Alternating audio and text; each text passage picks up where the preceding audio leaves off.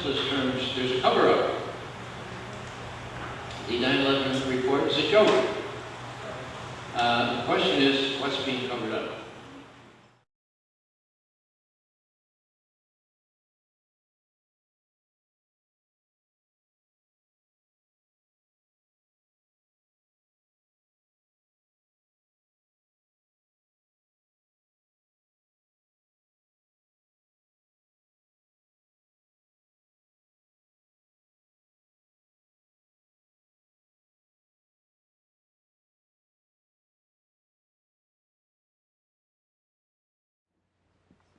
Throughout David's life, he learned to live, give, love, and find the humor in the midst of adversity.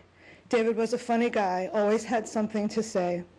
He had this wonderful way about him that in his presence, he could look at you in a certain way, and no matter what was going on, a smile would form on your face. David was courageous, willing to risk his life to save another, and answered his calling for us all to wake up. He will always be a loving brother, son, an incredible friend, a compassionate father, and a most caring uncle. I am here today to call for the facts of September 11, 2001 to be released to the American public. As we look into these facts, let us be strong, wide awake, with open eyes. The time is now to call upon all the Americans to lobby local media to cover this story and to pressure members of Congress to support legislation by reopening this investigation. We must hold those involved accountable for this atrocious tragedy. My brother David and 10 brothers from his unit were murdered on 9/11. From then, for them, and for all of our mothers and fathers, sisters and brothers, aunts and uncles that died that day, it is imperative for their lives to know the truth and act wisely for liberty and with justice. It's what's in the dash between their birth and death that counts. Let's remember their lives and share their stories. This is the only moment we have.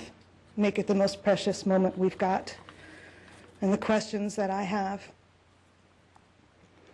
is recent polls show almost 50% of the U.S. still think that there is a tie between Saddam Hussein and 9/11.